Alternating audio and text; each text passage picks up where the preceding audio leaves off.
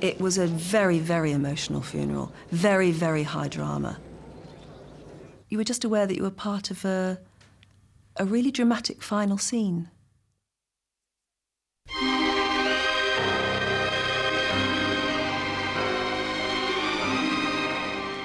I always thought that she was a splendid woman, but behind it all, her talent was swamped in an image. She was a very beautiful person. She was down to earth. She was just a nice person. She was so funny.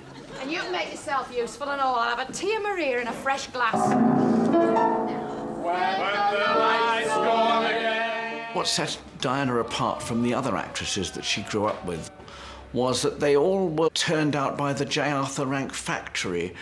The casting directors and the drama coaches all had an idea of what an English leading lady should be like, you know?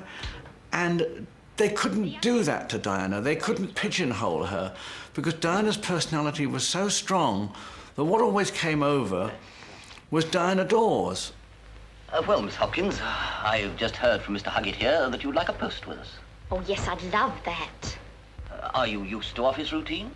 Oh, definitely, Mr. Campbell. Diana was a very big movie star from, I suppose, the age of 17 or 18 onwards. I guess it was about that time that she began to come under the influence of Dennis Hamilton. And, of course, he helped her career in many ways, and he, I should imagine, made her the nearest thing to a Hollywood star that we had. Imagination is funny. Although she could have had a different career and a more serious career if she'd wanted to, the career always came second to Diana, according to the man she was with. Just as I think she was obsessed with Dennis, especially at the beginning. He certainly had a great hold over her, no question. And he built the image, the blonde bombshell. Is crazy. I think she wanted to change from being a glamorous girl to more of a serious actress. And there were times when she regretted this glamour figure, because I think it was stopping her from doing the part she wanted to do.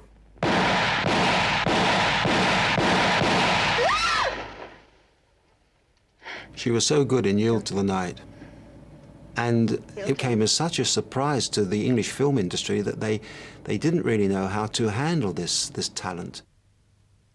The execution will take place on Thursday morning.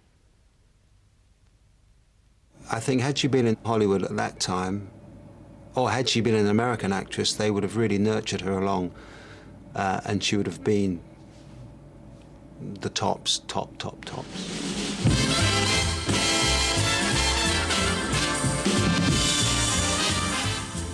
In politics here in the United States, it's usually considered not proper to mention your opponent's name. What we're talking about is Marilyn Monroe, Well, of course. I gathered that, yes. You're perfectly aware of that. Yes, I am. Simply love is just the point of no return. She came over to do The Unholy Wife. That was in the early 50s. She was instinctively intelligent, which is the most important kind of intelligence, as far as I'm concerned. Yeah. Something's arriving. One of them doesn't look too bad. Yours, I suppose. And she was wonderful. When we got to be very good friends, and we went out, and then they tried to make a whole big thing out of us. There you are. Thank you. We'd be very happy to buy a drink. Thank you again. Why don't we sit at the table? But I had the greatest respect for her because she was the type to say, I might go to bed with you, never.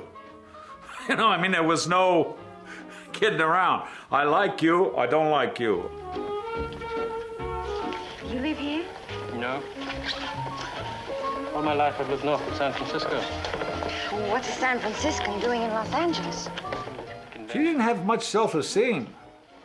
You see, had she been trained, she could be a far better actress than she ever was allowed to be. I use the word allowed deliberately. Because the people around her, I'm not going to mention names, were merciless the way they used her. Hamilton had no scruples whatsoever. He loved money, he loved sex, and he loved a good time. And he had Diana to help him achieve all these three things. I'm on the set, and somebody says, her husband's looking for you. And of course I said, why? Little old me? Why? He comes flying into the dressing room. I don't want to mention his name or anything. And I knew he was famous for carrying a gun. And I'm alone in the dressing room with this guy who doesn't like me at all. You stay away from my wife. I don't like what you're doing, wife. I said, what you're talking about. We've had dinner, we've had lunches, but I mean, what are you talking about? I'm not trying to take her away from you. You better do that. You better not this. And I said, no, everything's all right. And I'm trying to control it and calm him down. And this is the whole story of actors in a nutshell. You stay away, you stupid actor. Stupid actor! I forgot the gun. You want to step outside? I'll show you who's a stupid. And when he left, I said, holy God, he had a gun. He had a gun. He could have shot me, you know. The behavior that followed her around didn't help. People resented her.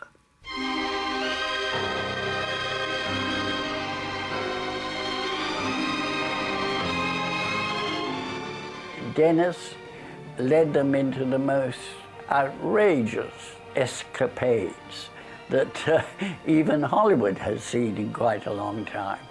And she didn't overcome it. What is love without forgiving? Without love, you're only living an imitation of life. Skies above in flaming color. Without love, they're so much duller. A false creation, an imitation of life. Almost every man seemed to bring her trouble in some way, and maybe that was the attraction.